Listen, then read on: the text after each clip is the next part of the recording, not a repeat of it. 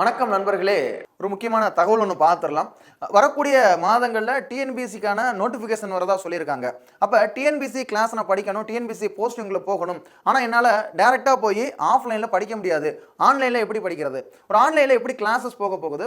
ஆன்லைனில் mentor session எப்படி போக போகுது? அதை தாண்டி ஆன்லைனில் நான் எப்படி டெஸ்ட் எழுத போகிறேன்? இதற்கான சந்தேகங்களை நீங்கள் நிவர்த்தி பண்ணிக்கிறதுக்காகவே நம்மளுடைய டிஎன்பிசியில் உங்களுக்கு இலவசமாக கிளாஸஸ் கொண்டு போகிறாங்க. என்ன கிழமைன்னு சொல்லி பார்த்தீங்கன்னா, வரக்கூடிய வியாழக்கிழமை ஜனவரி 18ஆம் தேதி இதற்கான கிளாஸஸ் உங்களுக்கு இருக்க போகுது. மாலை 7 மணிலிருந்து 8:30 வரைக்கும் இந்த கிளாஸ் இருக்கும். இதில் நீங்கள் பார்ட்டிசிபேட் பண்ணணும்னா கீழே டிஸ்கிரிப்ஷனில் உங்களுக்கு ஒரு லிங்க் ப்ரொவைட் பண்ணியிருப்பாங்க. அந்த லிங்க்ல என்ன டீடைல்ஸ் கேட்டிருக்காங்களோ அதை கரெக்டாக ஃபில் பண்ணுங்க. உங்களுக்கு கண்டிப்பாக கான்டாக்ட் பண்ணுவாங்க. இந்த கிளாஸில் எப்படி நீங்கள் கலந்துக்கணுமோ அதில் உங்களுக்கான லிங்க் அனுப்புவாங்க. இந்த கிளாஸில் கலந்துக்கிட்டு உங்களுக்கான சந்தேகங்களை நீங்கள் கேட்டு தெரிஞ்சுக்கிறீங்க. நம்ம இன்றைக்கான கண்டென்ட்டுக்குள்ளே போயிடலாம். ஓகே, வாங்க. நம்ம என்ன பார்க்க போகிறோம் இந்த வீடியோலனா, 10ஆம் வகுப்பு அதே மாதிரி 9ஆம் வகுப்பு தமிழில் இருக்கக்கூடிய பாக்ஸ் கண்டென்ட். இதற்கு முந்தைய வீடியோவில் நீங்கள் பார்த்துருப்பீங்க. இது கண்டிப்பாக உங்களுக்கு பயனுள்ளதாக இருந்திருக்கும். கம்மியாக படித்தாலும் அதில் அதிகமான பாயிண்ட்ஸ் நம்ம படிக்கிறது ரொம்ப முக்கியம். அதிகமான பாயிண்ட்ஸ் நீங்கள் எழுதி படிக்கிறது ரொம்ப முக்கியம். அதை நம்ம இதுலேயும் பார்க்க போகிறோம். இதுலேயும் நம்ம பாக்ஸ் கண்டென்ட் தான் பார்க்க போகிறோம். சரியா? அதில் ஃபஸ்ட்டு என்ன கொடுத்துருக்காங்க? ஆற்றுப்படை சம்மந்தமாக கொடுத்துருக்காங்க. முதலாவதாக என்ன கொடுத்துருக்காங்க? ஆற்றுப்படை சம்மந்தமாக கொடுத்துருக்காங்க. ஆற்றுப்படுத்துதல். ஆற்றுப்படைனா என்ன? ஆற்றுப்படுத்தும் கூத்தன் வள்ளலை நாடி எதிர்வரும் கூத்தனை அழைத்து, யாம் இவ்விடத்தை சென்று என்னவெல்லாம் பெற்று வருகின்றோம், நீயும் அந்த வள்ளலிடம் சென்று வளம் பெற்று வாழ்வாயாக என்று கூறுதல் ஆற்றுப்படை. ஒன்றும் இல்லைங்க, ரொம்ப சிம்பிள். இப்போ நீங்கள் ரொம்ப கஷ்டப்படுறீங்க, நீங்கள் ரொம்ப கவலையில் இருக்கீங்க. நீங்கள் வந்து பழனிமலை முருகன் கோயிலுக்கோ இல்லை உங்களுக்கான இஷ்ட தெய்வத்துக்கோ எதுக்கோ போகிறீங்க. அப்போ அந்த பழனிமலை முருகன் கோயிலில் போய் அதிகமாக வேண்டுறீங்க. உங்களுடைய கஷ்டம்னா தீர்ந்துருச்சு. உங்களுக்கு காசு கொட்டி கொடுத்துட்டாரு, இல்லை உங்களுக்கான என்ன கவலையோ அதை தீர்த்து வச்சுட்டாருன்னு வச்சுக்கிறீங்களேன். அப்போ நீங்கள் வழியில் வர்றீங்க. அதே மாதிரி இன்னொருத்தவங்க கஷ்டப்படுறாங்கன்னா அவர்கிட்ட என்ன சொல்கிறீங்க? இது மாதிரி நானும் கஷ்டப்பட்டேன். நான் கஷ்டப்பட்ட காலத்தில் நான் பழனிமலைக்கு போனேன், நான் வேற எனக்கு பிடிச்ச கோயிலுக்கு போனேன், திருப்பதிக்கு போனேன், திருத்தணிக்கு போனேன், எனக்கு வந்து அது அந்த கஷ்டம் தீர்ந்துருச்சு. அது மாதிரி அந்த இன்னொருத்தவர் பார்த்தீங்கன்னா அவரை ஆற்றுப்படுத்தக்கூடிய தான் அவர் சொல்லுவார். இதுதான் ஆற்றுப்படைன்னு சொல்லுவாங்க. நீயும் அந்த கோயிலுக்கு போ, உனக்கு எல்லாம் சரியாயிரும். நீயும் உன்னுடைய கஷ்டத்தை சொல்லு, உன்னுடைய கஷ்டத்தை தீர்த்து வைப்பாரு. அது மாதிரி நீ அந்த மன்னர்கிட்ட போய் உன்னுடைய கஷ்டத்தை சொன்னீங்கன்னா அந்த கஷ்டத்தை இவர் தீர்த்து வச்சிருவாரு அப்படின்னு சொல்லுவாங்கல்ல. அதே தான், நீயும் அந்த வள்ளலிடம் சென்று வளம் பெற்று வாழ்வாயாக என்று கூறுதல் தான் ஆற்றுப்படைன்னு சொல்லுவாங்க. சரியா? நான் இங்கே போனேன், எனக்கு இதெல்லாம் கிடச்சிருச்சு. அதே மாதிரி உன்னுடைய கஷ்டத்தை போய் சொன்னீங்கன்னா உனக்கு கண்டிப்பாக அந்த கஷ்டத்துக்கான நல்ல வாழ்வு உங்களுக்கு கிடைக்கும் அப்படின்னு சொல்லுவாங்க. சரியா? அதான் ஆற்றுப்படை. நம்மளுக்கு ஆற்றுப்படை நூல்கள்னு சொல்லி நம்ம படிச்சிருப்போம். ஆற்றுப்படை நூல்கள்னு சொல்லி படிச்சிருப்போம். திருமுருக ஆற்றுப்படை, அது வந்து யார் யார் என்னென்ன எழுதியிருக்காங்க, யார் யார் என்னென்ன ஆற்றுப்படை நூல்கள் எழுதியிருக்காங்க அது தனியாக படிச்சுக்கிறேங்க. நம்மளுக்கு பாடப்பகுதியில் கொடுத்தது பொறுத்தவரை பார்த்தீங்கன்னா மலைபடுகடாம் சொல்லக்கூடியது கொடுத்துருக்காங்க. சரியா? நூலை பற்றி நம்ம பார்ப்போம். இந்த 10 பாட்டு நூல்களில் ஒன்று தான் இந்த மலைபடுகடாம் சொல்லக்கூடியது. இதில் மொத்தம் 583 அடிகளை கொண்ட இது கூத்தராற்றுப்படை எனவும் அழைக்கப்படுகிறது. மலைபடுகடாமுக்கு இன்னொரு பேர் என்ன சொல்கிறாங்க? கூத்தராற்றுப்படை. ரொம்ப முக்கியம், எக்ஸாமில் அடிக்கடி கேட்பாங்க. சரிங்களா? அடிக்கடி கேட்பாங்க. சரிங்களா? பெருங்கௌசிகனார் சொல்லக்கூடியவர் இதை எழுதியிருப்பார். பின்னாடியும் வரும். பெரும் கௌசிகனார் சொல்லக்கூடியவர் எழுதியிருப்பாரு. மலையை யானையாக உருவகம் செய்து, மலையை வந்து யானையாகவே உருவகம் செஞ்சுட்டாங்க. சரிங்களா? உவமைனா வேற, உருவகம்னா வேற. மலை வந்து யானையே தான் மலை அப்படின்னு சொல்லி, மலை இருக்குல்ல அது வந்து யானையா மாறிடுச்சு. அதுதான் உருவகம் சொல்லி அர்த்தம். அந்த இடத்துல இருக்கிறது மலையே கிடையாது, அந்த இடத்துல இருக்கிறது யானை தான் அப்படின்னு சொல்லி உருவம் செஞ்சுட்டாங்க. மலையை யானையாக உருவகம் செய்து மலையில் எழும் பல வகை ஓசைகளை அதன் மதம் என்று விளக்குவதால் இதற்கு மலைபடு கடாம். கடாம்னா சவுண்ட் வரும் தெரியுமா? நீங்கள் கடாம் அடிக்கிறது அது ஒரு இசைக்கருவின்னு சொல்லுவாங்க. அதுதான் அந்த கடாம் சொல்லி பேர் வச்சுருக்காங்க. ஏன்னா கற்பனை நயம் வாய்ந்த பெயர் சுட்டப்பட்டுள்ளது. இந்த நூலுக்கு எப்படி அந்த பேர் வச்சுருக்காங்கன்னு சொல்லி வந்து அடுத்து, நன்னன் என்னும் குறுநில மன்னனை பாட்டுடை தலைவனாக. அப்போ என்ன கேட்பாங்க? இந்த மலைபடு கடாம் இருக்குல்ல, அந்த மலைபடு கடாமில் பாட்டுடை தலைவன் யாருன்னு சொல்லி கேட்பாங்க. பாட்டுடை தலைவனை பொறுத்தளவில் யார்? நன்னன் சொல்லக்கூடியவர் தான் பாட்டுடை தலைவனாக இருக்கிறார். சரிங்களா? ஒரு குறுநில மன்னன் இருக்காருல்ல, அவர் தான் பாட்டுடை தலைவனாக இருக்கிறாரு. சரியா? இரணிய முட்டத்து பெருங்குன்றூர் பெருங்கௌசிகனார் தான் இந்த பாடலை பாடியிருக்கிறார். இதுவும் எக்ஸாமில் கேட்டிருக்காங்க. சரியா? அப்போ இதில் ஆற்றுப்படைனா என்ன? நம்மளுக்கு பாடப்பகுதியில் கொடுத்துருக்குது மலைபடுகடாம் சொல்லக்கூடிய கொடுத்துருக்காங்க. மலைபடுகடாமுக்கு இன்னொரு பேர் பார்த்தீங்கன்னா கூத்தராற்றுப்படைன்னு சொல்லுவாங்க. கூத்தராற்றுப்படை என்ன காரணத்தினால யானையை மலையை யானையா வந்து உருவகம் பண்ணியிருக்காங்க. மலைபடுகடாம் சொல்லி எப்படி பேர் வச்சிருக்காங்க, ஒரு கற்பனை நயமா பேர் வச்சிருக்காங்கன்னு சொல்லி நம்மளுக்கு கொடுத்துருப்பாங்க. இது மொத்தம் அடிகள் எவ்வளோன்னு சொல்லி கொடுத்துருக்காங்க. 583 அடிகள். 583 அடிகள் இதில் இருக்கிறதா சொல்லியிருக்காங்க. இது யார் எழுதுனது? பெருங்கௌசிகனார் எழுதியிருக்காரு. அதே மாதிரி இதற்கான பாட்டுடை தலைவன் யாரு? நன்னன் அப்படின்னு சொல்லக்கூடிய ஒரு குறுநில மன்னன் தான் பாட்டுடை தலைவனா இருக்கிறார். ஓகே, அடுத்து இரண்டாவதா நூல் சம்பந்தமா தான் இருக்கு. சரிங்களா? எந்த நூல்? பரிபாடல். என்ன இருக்கு? பரிபாடல்னு சொல்லக்கூடியது. இந்த பரிபாடல் 8 தொகை நூல்களில் ஒன்றாகும். பரிபாடல் 8 தொகையில ஒன்று. 10 பாட்டு 8 தொகைன்னு சொல்லி படிக்கிறோம்ல. இதற்கு முன்னாடி நம்ம 10 பாட்டுல சொல்லி படித்தோம். 10 பாட்டுல என்ன பார்த்தோம்? முல்லைப்பாட்டுன்னு சொல்லி பார்த்துருப்போம். சரியா? அதே மாதிரி கூத்தராற்றுப்படை, மலைபடுகடாம் அதுவும் பார்த்தீங்கன்னா 10 பாட்டில் வரக்கூடியது. இது வந்து 8 தொகை நூலில் வரக்கூடியது பரிபாடல். பரிந்து பாடுவதால் அதற்கு பரிபாடல் அப்படின்னு சொல்லி ஒரு பேர். இந்த பாடப்பகுதியில் உள்ள பாடலை யார் எழுதியிருக்கா? கீரந்தையான்னு சொல்லக்கூடியவர். நம்மளுக்கு கொடுத்த பாடப்பகுதியில் இருக்கக்கூடியது யார் எழுதியிருக்கா? கீரந்தையார் எழுதியிருக்கார். சரியா? பரிபாடலுக்கு ஓங்கு பரிபாடல் என்றும் புகழுடையது. சரிங்களா? இந்த 8 தொகையில் ஒன்று பார்த்தீங்கன்னா நல் நற்றிணை அப்படின்னு சொல்லுவாங்க ஒரு பேர். அதிக அளவுல கேள்விகள் கேட்பாங்க. நல்ல குறுந்தொகை, நல்ல குறுந்தொகை, கற்றறிந்தோர் ஏத்தும் கலியோடு, ஒத்த 10 ஓங்கு பரிபாடல், கற்றறிந்தோர் ஏத்தும் கலியோடு, ஐந்திரம் என்ற இத்திரத்த பட்டுத்தொகை அப்படின்னு சொல்லுவாங்கல்ல. இத்திரத்த 8 தொகை. சரியா? இது சங்க நூல்களில் பண்ணோடு பாடப்பட்ட நூல். அதிக அளவுல தேர்வுகளை கேட்டிருக்காங்க. அதிக அளவுல பாத்தீங்கன்னா சங்க நூல்கள்ல பண்ணுனா இசைன்னு சொல்லி அர்த்தம். இசையோடு பாடப்பட்ட நூல்னு சொல்லுவாங்க. சரியா? சங்க இலக்கியங்கள்ல பண்ணோடு பாடப்பட்ட நூல் எது சொல்லுவாங்க? இந்த பரிபாடலும் சொல்லுவாங்க. உரையாசிரியர்கள் இதில் 70 பாடல்கள் இருப்பதாக கூறியிருக்கிறாங்க. மொத்தம் இதுல எத்தனை பாடல்கள் இருக்கிறதா சொல்லியிருக்காங்க? 70 பாட்டு இருக்கிறதா கூறியிருக்காங்க. ஆனா நம்மளுக்கு கிடைத்தது 24 பாடல்கள். இந்த கேள்விகள் கேட்டதுல நினைச்சிட்டு இருந்தாங்க. ஆனா ஒரு டைம் கேட்டுட்டாங்க, ஸ்டேட்மெண்ட்ல கேட்டுட்டாங்க. சரியா? 70 பாடல்கள் இருப்பதாக கூறியுள்ளனர். ஆனால் இன்று நமக்கு 30 பாடல்களே கிடைத்துள்ளது அப்படின்னு சொல்லி அந்த ஸ்டேட்மெண்ட்ல கேட்டிருந்தாங்க. சரியா? அந்த ஸ்டேட்மெண்ட் தவறு. நம்மளுக்கு கிடைத்த பாடல்கள் 24 பாடல்கள் தான் கிடைச்சிருக்கு. ஓகேவா? 2000 ஆண்டுகளுக்கு முன்னர் வாழ்ந்த தமிழ் மக்களின் வாழ்க்கை முறை, 2000 வருஷத்துக்கு முன்னாடி வாழ்ந்திருப்பாங்கல்ல. அப்ப தமிழ் மக்களுடைய வாழ்க்கை முறை, சமூக உறவு அறிவாற்றல், சரிங்களா? சமூக உறவு அறிவாற்றல், அதே மாதிரி இயற்கையை புரிந்து கொள்ளும் திறன். இயற்கையை வந்து நம்ம புரிஞ்சுக்கிறோம். எந்த அளவுக்கு இயற்கை மாறுது, நீங்க இந்த ஜாக்கிரஃபிலாம் பார்த்துருப்பீங்கல்ல, எந்த அளவுக்கு இயற்கையுடைய காலநிலை மாறுது, மழை பொழிவு அதனால எப்படி மாறுது, இயற்கையை புரிந்து கொள்ளக்கூடிய திறன் எல்லாத்தையுமே சங்க இலக்கியம் மூலமா நம்ம அறிந்து கொள்கிறோம். பாக்ஸ்ல கொடுத்துருக்கதை நம்ம அப்படியே ரீட் பண்றோம். சரிங்களா? இதுல இருந்து நீங்க பாயிண்ட்ஸ் எடுத்து படிக்கணும். நீங்க எடுத்து பாருங்க. இது ஒரு 2 கொஸ்டின் பேப்பர் எடுத்து பாருங்க. 2022 2023 எடுத்து பாருங்க. கட்டாயம் இந்த பரிபாடல் இருந்து கேள்விகள் இருக்கும். சரிங்களா? பரிபாடல் இருந்து கேள்விகள் இருக்கும். அப்ப பரிபாடலுக்கு சிறப்பு பேர் என்ன சொல்லுவாங்க? ஓங்கு பரிபாடல்னு சொல்லுவாங்க. நம்மளுக்கு கிடைக்கப்பட்ட நூல்கள் வந்து 24 பாடல்கள். இதற்கு இசைப்பாட்டு அப்படின்னு சொல்லி இன்னொரு ஒரு பேரும் இருக்கும். இசைப்பாட்டு, இசைப்பாட்டு அப்படின்னு சொல்லக்கூடிய ஒரு பேரும் இருக்கும். சரிங்களா? அதே மாதிரி சங்க இலக்கியத்துல பண்ணோடு பாடப்பட்ட நூல் அப்படின்னு சொல்லி கேட்பாங்க. பண்ணோடு பாடப்பட்ட நூல் எதுன்னு சொல்லி கேட்பாங்க? இந்த பரிபாடல் தான். இந்த பரிபாடலை எழுதுனது யாருன்னா கீரந்தையார்னு சொல்லி எழுதியிருப்பார். யார் எழுதியிருப்பா? கீரந்தையார் தான் எழுதியிருப்பாரு. ஓகேவா? அடுத்து நம்ம பார்க்கக்கூடியது ஓகே யார் இவர் அந்த தலைப்புல பார்க்குறோம். யார் இவர் அந்த தலைப்புல பார்க்குறோம். அதுல தெருக்கூத்தை தமிழ் கலையின் முக்கிய அடையாளமாக்கியவர் ஒரு பாயிண்ட் ஒரு சம்பந்தமா தான் வருது. யாருன்னா முத்துச்சாமின்னு சொல்லக்கூடியவரை பத்தி பார்க்க போறோம். கூத்துப்பட்டறை முத்துச்சாமின்னு சொல்லி. இவர் யாரு? முத்துச்சாமி. எக்ஸாம்ல இவரை பத்தி கேட்டிருக்காங்க. கூத்துப்பட்டறை நான் முத்துச்சாமி. சரிங்களா? இவர் தான் தெருக்கூத்தை தமிழ் கலையின் முக்கிய அடையாளமாக ஆக்கியவர் இவர் தான். சரியா?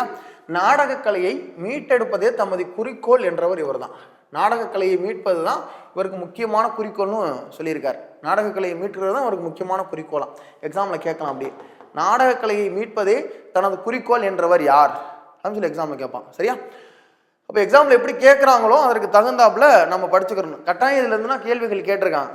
ஓகே, இவர் தமிழ்நாட்டின் வழி நாடக முறையான கூத்துக்கலையின் ஒப்பனை முறை, கதை சொல்லும் முறைகளையும் எடுத்துக்கொண்டு புதுவிதமான நாடகங்களை உருவாக்கியவர். சரிங்களா? இந்த கூத்து நாடகங்கள், நிறைய தெருக்கூத்து நாடகங்கள்லாம் புது விதமாக பார்த்தீங்கன்னா இவர் தான். எந்த அளவுக்கு ஒப்பனை முறைகள், ஒரு நாடகத்தில் இருக்கக்கூடிய கதாபாத்திரம் மாதிரி அந்த இடத்துல நடிச்சு காமிப்பாங்க. ஓகேவா? அதே வேளையில் நாடகத்தில் பயன்படுத்தும் நேரடி இசை முறையை அறிமுகம் செய்து இசையிலும் மாற்றங்களை நிகழ்த்தியவர். நீங்கள் பார்த்துருக்கலாம், இந்த தெருக்கூத்துகளில் பாடுவாங்க, பாட்டு பாடுவாங்க, வைப்பாங்க. பக்கத்துலேயே வந்து பெட்டிக்காரன்னு சொல்லுவாங்க, அவருக்கு ஒரு பேர் பார்த்தீங்கன்னா பெட்டிக்காரன்னு சொல்லுவாங்க, தாளம் போடுறவன்னு சொல்லுவாங்க, தபேலா போடுறவங்க இருப்பாங்க. சரியா, ஆல்ரவுண்டர்னு சொல்லுவாங்க, இன்னொருத்தர் பேர் ஆல்ரவுண்டுன்னு சொல்லுவாங்க. நீங்கள் சைடில் பார்க்கலாம், ரைட் சைடு பொறுத்தவங்க நாடகம் நினைக்கிறாங்கன்னா ரைட் சைடில் அந்த இருக்கும் பெட்டிக்காரர் இருப்பாங்க. அதே மாதிரி பார்த்தீங்கன்னா ஆல்ரவுண்டுன்னு சொல்லி ஒருத்தவங்க இருப்பாங்க. அது எல்லாமே ஆல்ரவுண்டு வாசிக்கக்கூடியவர். ஓகேவா, அதே மாதிரி சிஞ்சாங் வாசிக்கக்கூடியவர் எல்லாமே அந்த இடத்துல இருப்பாங்க. ஓகேவா, இந்த அறிமுகப்படுத்தியும் வைக்கிறார் யாரு, இந்த முத்துசாமி. ஓகேவா, அவர்தான் கூத்துப்பட்டறை நான் முத்துசாமி, அவர்தான் கூத்துப்பட்டறை பாருங்க, இசையிலும் மாற்றங்களை நிகழ்த்தியவர் அவர்தான் கூத்துப்பட்டறை நான் முத்துசாமி என்ற கலைஞாயிறு. இது தேர்வுக்கு ரொம்ப முக்கியம். இதில் இருக்கக்கூடிய பாயிண்ட்ஸ்ல கலைஞாயிறு என்றால் யாரு, புரியுதா அப்படின்னு சொல்லி கேட்பாங்க. அது யார், நான் முத்துசாமி தான் கலைஞாயிறுன்னு சொல்லி அழைப்பாங்க. இவரின் நாடகங்கள் பெரும்பாலும் சமூக அரசியல் மாற்றங்களை பேசின. சரிங்களா, சமூக அரசியல் மாற்றத்தை பற்றி தான் அவருடைய நாடகங்கள் அதிக அளவில் பேசுது. இந்தியாவில் மட்டுமின்றி உலகின் பல்வேறு நகரங்களிலும் இவரது நாடகங்கள் நடத்தப்பட்டன. இந்தியாவில் மட்டும், ஏன்னா இன்றைய காலகட்டத்தில் இந்த கடைசி மாதம் கூட தமிழகத்திலிருந்து ஒரு 3 விதமான நாடக குரூப் போயிருந்தாங்க, வெளிநாடுகளுக்கு நாடகம் நடத்துறதுக்கே போயிருந்தாங்க. நீங்கள் பார்க்கலாம், அதிகமான செய்திகள்லாம் அதில் பார்க்கும்போது நம்மளுக்கு வரும். சரியா, அப்போ உலக அளவில் இன்றைக்கு நாடகக்கலை வந்து மீட்டெடுக்கிறதுக்கு நிறைய பேர் இருக்காங்க. உலக அளவில் பார்த்தீங்கன்னா, அதுலேயும் குறிப்பாக தமிழக அளவில் நாடகக்கலையை மீட்டெடுக்கிறதுக்கு இருந்தாங்க. ஒரு காலகட்டத்தில் நாடகக்கலை ஒரு உயர்ந்த கலையாக இருந்தது. இந்திய அரசின் தாமரை திரு விருதையும் தமிழ்நாடு அரசின் கலைமாமணி விருதையும் இவர் தான் வாங்கியிருக்காரு. சரியா, அப்போ நான் முத்துசாமி அவர் ரிலேட்டடாக உங்களுக்கு கேள்வி கேட்டால் உங்களுக்கு எழுத தெரியும். கலைஞாயிறுனா யாருன்னு சொல்லி கேட்பாங்க, கட்டாயம் எழுதிக்கிறீங்க. கலைஞாயிறு அப்படின்னா யாருன்னு சொல்லி கேட்பாங்க, கலைஞாயிறு என்றால் யாரு அப்படின்னு சொல்லி. அதே மாதிரி நாடகக்கலையை மீட்டெடுப்பது தான் தமது குறிக்கோளாக வாழ்ந்தவர் யாருன்னு சொல்லி கேட்பாங்க. அதே மாதிரி இந்த நாடகக்கலையில் தெருக்கூத்து கலையில் இசையை அறிமுகம் செய்து வைத்தவர் யாருன்னு சொல்லி கேட்பாங்க, இசையை அறிமுகம் செய்து வைத்தவர் யாருன்னு சொல்லி கேட்பாங்க. இந்த மாதிரி கேட்டாங்கன்னா நீங்கள் கரெக்டாக ஆன்சர் எழுத தெரியணும். ஓகேவா, அடுத்து பார்ப்போம். ஓகே, சதாவதானி செய்குத்தம்பி பாவலர், அவரை பற்றி பார்க்குற மாதிரி இருக்கும். ஓகேவா, சதாவதானம்னா என்ன, மேலே ஒரு பாக்ஸு கீழே ஒரு பாக்ஸ், 2 பாக்ஸ் இருக்கு, ரெண்டுமே நம்ம பார்க்க போகிறோம். சரியா, சதாவதானம் சதம் என்றால் 100 என்று பொருள். சதம் அடித்தார் அப்படின்னு சொல்லுவாங்கல்ல, இன்று விராட் கோலி சதம் அடித்தார் அப்படின்னு சொன்னால் 100 அடிச்சிட்டார் அப்படின்னு சொல்லி, சதம் என்றால் 100 என்று பொருள். ஒருவரது புலமையையும் நினைவாற்றலையும் நுண் அறிவையும் சோதிப்பதற்காக ஒரே நேரத்தில் நிகழ்த்தப்படும் 100 செயல்களையும் நினைவில் கொண்டு விடையெழுத்தலே சதாவதானம். ஒரே நேரத்தில் 100 செயல்கள் செய்வாங்களாம். ஒரே நேரத்தில் பார்த்தீங்கன்னா 100 செயல்கள் அந்த இடத்துல செய்கிறாங்க. அவங்க பேர் தான் பார்த்தீங்கன்னா சதாவதானி. அதுக்கு பேர் பார்த்தீங்கன்னா சதாவதானம். யார் அதை செய்கிறாங்களோ அவங்க வந்து சதாவதானின்னு சொல்லுவாங்க. சரியா, இந்த நூல் நம்மளுக்கு கொடுக்கப்பட்ட நூல் பகுதியிலிருந்து நம்ம பார்க்கலாம். அதில் சதாவதானம் என்னும் கலையில் சிறந்து விளங்கிய செய்குத்தம்பி பாவலர், அந்த சதாவதானம் சொல்லி கலை இருக்கல, ஒரே நேரத்தில் 100 செயல்கள் செய்கிறாங்கல்ல, அந்த கலையில் சிறந்து விளங்கியவர் யாரு, இந்த செய்குத்தம்பி பாவலர். 1874 1950 வரைக்கும் இருந்திருக்காரு. அந்த இடைப்பட்ட காலத்தில் தான் வாழ்ந்திருக்காரு. கன்னியாகுமரி மாவட்டம் இடலாக்குடி என்னும் ஊரை சேர்ந்தவர். கன்னியாகுமரியில் இருக்கக்கூடிய இடலாக்குடி என்னும் ஊரை சேர்ந்தவர். ஏன்னா ஒருவேளை அந்த பாக்ஸ்கனில் ஒருத்தவங்க என்னென்ன மாவட்டத்தை சேர்ந்தவங்கன்னு சொல்லி கொடுத்துருக்காங்க, ஆனால் எழுதிக்கிறேன். ஏன்னா அந்த ஒரு சைடு அந்த அறிஞர்கள் பேர் கொடுத்துட்டு அதர் சைடு பார்த்தீங்கன்னா என்னென்ன மாவட்டம் சொல்லி மேட்ச் பண்ண சொல்லிட்டாங்கன்னா கரெக்டாக ஆன்சர் பண்ணணும். 15 வயதிலேயே செய்யுள் இயற்றும் திறன் பெற்றவர். எக்ஸாமில் கேட்ட ஒரு கேள்வி, 15 வயதிலேயே செய்யுள் இயற்றும் திறன் பெற்றவர் யாருன்னு சொல்லி கேட்பாங்க, செய்குத்தம்பி பாவலர். ஓகே, சீராபுராணத்திற்கு உரை எழுதியவர். சீராபுராணத்தை எழுதியவர் வேற, சீராபுராணத்துக்கு உரை எழுதியவர்னு சொல்லி கேட்டாங்கன்னா வேற. சீராபுராணத்தை எழுதியவர்னு சொல்லி கேட்டாங்கன்னா அது உமர் புலவர். சீராபுராணத்தை எழுதியவர்னு சொல்லி கேட்டாங்கன்னா அது உமர் புலவர். சரிங்களா, அதே மாதிரி வந்து வள்ளல் சீதக்காதி அபுல் காசிம் இதெல்லாம் படிச்சிருப்பீங்க. ஆனால் அதற்கு உரை எழுதியவர்னு சொல்லி கேட்டாங்கன்னா அது செய்குத்தம்பி பாவலர். அடுத்து 1907 மார்ச் 10ஆம் நாளில் சென்னை விக்டோரியா அரங்கத்தில் அறிஞர்கள் பலர் முன்னிலையில் 100 செயல்களை ஒரே நேரத்தில் செய்து காட்டி சதாவதானி என்று பாராட்ட பெற்றார். அப்போ ஒரு சதாவதானி அப்படின்னு சொல்லி ஒரு டைட்டில் வாங்குறாரு. அந்த பட்டத்தை எப்போது வாங்குறாரு, 1907 வாங்குறாரு. எக்ஸாக்டா மார்ச் மாதம் 10ஆம் நாள் வாங்குறாரு. எந்த இடத்துல வாங்குறாரு, சென்னை விக்டோரியா அரங்கத்தில் வாங்குறாரு. இல்லாமல் தெரிஞ்சுக்கணும். ஓகேவா, அடுத்து இவர் நினைவை போற்றும் வகையில் இடலாக்குடியில் மணிமண்டபமும், அவர் பிறந்த ஊரில் மணிமண்டபமும் ஒரு பள்ளியும் இருக்கும். சரிங்களா, ஒரு பள்ளியும் உள்ளன. இவரது அனைத்து நூல்களும் நாட்டுரிமை ஆக்கப்பட்டுள்ளன. சரியா, அப்போ சதாவதானம்னா என்ன, ஒரே நேரத்தில் 100 செயல்கள் செய்கிறது. அப்போ சதாவதானம் செய்து காட்டுறது யார்? சைக்குத்தம்பி பாவலர். எப்போ செஞ்சு காட்டினாரு? 1907 மார்ச் 10 செஞ்சு காட்டியிருக்காரு. எந்த மாவட்டத்தை சேர்ந்தவர்? கன்னியாகுமரி மாவட்டத்தை சேர்ந்தவர். சரியா, கன்னியாகுமரி மாவட்டத்தை சேர்ந்தவர் தான் இந்த சைக்குத்தம்பி பாவலர்னு சொல்லக்கூடியவர். சீராபுராணத்துக்கு உரை எழுதியிருப்பார். ரொம்ப முக்கியமானது என்னன்னா, சீராபுராணத்துக்கு உரை எழுதியவர் யாருன்னா இந்த சைக்குத்தம்பி பாவலர். ஓகேவா? ஓகே, அடுத்து பார்த்துடலாம். நூல் சம்பந்தமானது கொடுத்துருக்காங்க. நூலில் திருவிளையாடற் புராணம். சரியா, திருவிளையாடற் கதைகள் நூல்வெளியில் திருவிளையாடற் கதைகள் சிலப்பதிகாரம் முதற்கொண்டு கூறப்பட்டு வந்தாலும் பரஞ்சோதி முனிவர் இயற்றிய திருவிளையாடற் புராணமே விரிவும் சிறப்பும் கொண்டது. சிலப்பதிகாரத்திலே பார்த்தீங்கன்னா திருவிளையாடற் கதைகளை பற்றி சொல்லியிருந்தாலுமே இந்த திருவிளையாடற் புராணத்தை இயற்றியது யாரு? பரஞ்சோதி முனிவர் தான். பரஞ்சோதி முனிவர் இது எக்ஸாமில் கேட்பாங்க. திருவிளையாடற் புராணத்தை இயற்றியவர் யாரு? பரஞ்சோதி முனிவர். இதே கந்த புராணம் இயற்றியது யாரு? கச்சியப்ப சிவாச்சாரியார்.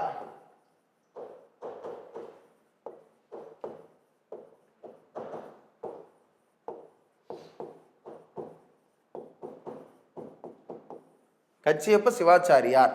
ஓகேவா?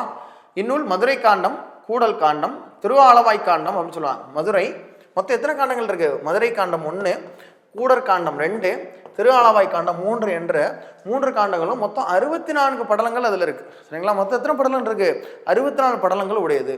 பரஞ்சோதி முனிவர் திருமறைக்காட்டில் பிறந்தவர். திருமறைக்காடு இது எக்ஸாம்ல கேட்ட கேள்வி. பரஞ்சோதி முனிவர் எங்கு பிறந்தாருன்னு சொல்லி திருமறைக்காடு அதுவும் கேட்டிருக்காங்க. திருமறைக்காட்டுக்கான தற்போதைய பெயர் என்னன்னு சொல்லி கேட்பாங்க. அது வேதாரண்யம். சரிங்களா? திருமறைக்காடு இருக்குல்ல, அதற்கான தற்போதைய பேர் என்னன்னு கேட்பாங்க. அது வேதாரண்யம். சரியா? இவர் எந்த 17ஆம் நூற்றாண்டை சார்ந்தவர்? 13ஆ 14ஆ 15ஆ 16ஆ 17ஆன்னு சொல்லி கேட்டாங்கன்னா 17ஆம் நூற்றாண்டை சார்ந்தவன்னு சொல்லி உங்களுக்கு தெரியணும். சிவபக்தி மிக்கவர், அதிக அளவில் சிவபக்தி மிக்கவர். இவர் இயற்றிய வேறு நூல்கள் என்னென்ன இருக்குன்னா வேதாரண்ய புராணம், வேதாரண்ய மாவட்டத்தை சார்ந்தவர். வேதாரண்ய புராணம் எழுதியிருக்காரு. திருவிளையாடல் போற்றி கலிவெண்பா எழுதியிருக்காரு. திருவிளையாடல் போற்றி கலிவெண்பா. மதுரை பதிற்று பத்தந்தாதின்னு சொல்லக்கூடிய எழுதியிருக்காரு. சரியா? யாரு? இந்த பரஞ்சோதி முனிவர். அப்போ இதுல இருந்து நீங்க என்ன கத்துக்கிறீங்க? அதாவது திருவிளையாடற் கதைகள் சிலப்பதிகாரத்துலனா சொல்லியிருந்தாலும் அதிக அளவுல விளக்கமா விரிவா சொன்னது யாரு? பரஞ்சோதி முனிவர் இயற்றிய அந்த திருவிளையாடற் புராணத்தை சொல்லியிருக்காங்க. அந்த திருவிளையாடற் புராணத்தை எடுத்துக்கலாம் நம்மளுக்கு 3 காண்டங்கள் இருக்கு. ஒன்று கூடல் காண்டம் சொல்லுவாங்க, மதுரை காண்டம் சொல்லுவாங்க, திருஆலவாய் காண்டம் சொல்லுவாங்க. அதில் மொத்தம் எத்தனை படலம் இருக்குன்னு சொல்லி பார்த்தா மொத்தம் 64 படலம் இருக்கும். 64 படலம் இருக்கும். இவர் திருமறைக்காட்டில் தான் பிறந்திருக்காரு. திருமறைக்காட்டுக்கு தற்போதைய பேர் என்ன? வேதாரண்யம். இவர் இயற்றிய நூல்கள் என்னென்ன நூல் எழுதியிருப்பாரு? ஒரு 3 வகையான நூல்கள் எழுதியிருக்காரு.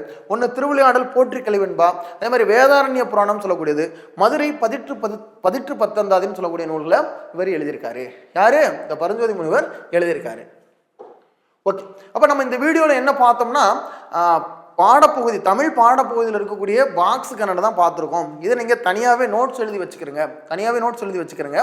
ஏன்னா தேர்வுகளில் ரொம்ப முக்கியமா இதுல இருந்து கேள்விகள் ரிப்பீட்டடா கேட்குறாங்க. இது கண்டிப்பா உங்களுக்கு யூஸ்ஃபுல்லா இருக்கும்னு நினைக்கிறேன். எப்படி இருந்ததுன்னு சொல்லி கமெண்ட்ல சொல்லுங்க. இதை தொடர்ந்து நம்ம இதே போன்ற வீடியோக்களை நம்ம போடலாம். கண்டிப்பா எக்ஸாமுக்கு தேவையான வீடியோக்கள் நீங்க பாருங்க, நோட்ஸ் எடுங்க. நன்றி, வணக்கம்.